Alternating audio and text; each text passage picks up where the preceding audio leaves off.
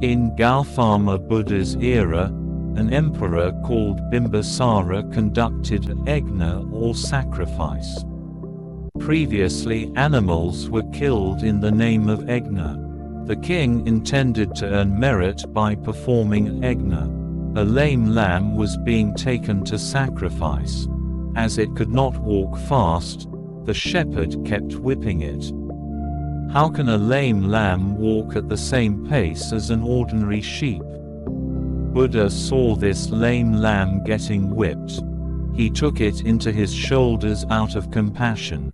He told the shepherd, "I will bring this sheep to the yajna shala, where the yajna is conducted, carrying it on my shoulders.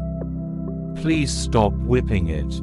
In the yajna shala, each sheep was decorated with a tilak on the forehead and made ready for the sake of sacrifice. Why were they being decorated? It was not for the sake of honoring them.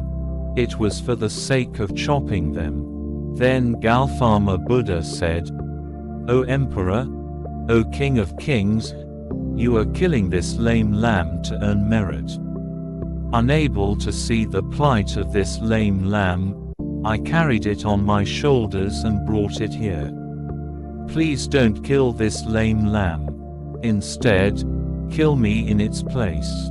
If you earn merit merely by killing an ordinary sheep, how much more merit should you acquire by killing a human being like me?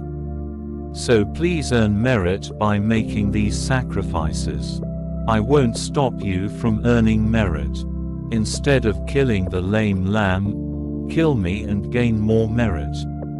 When the intention is about earning merit by sacrificing various animals, how can such people secure jnana?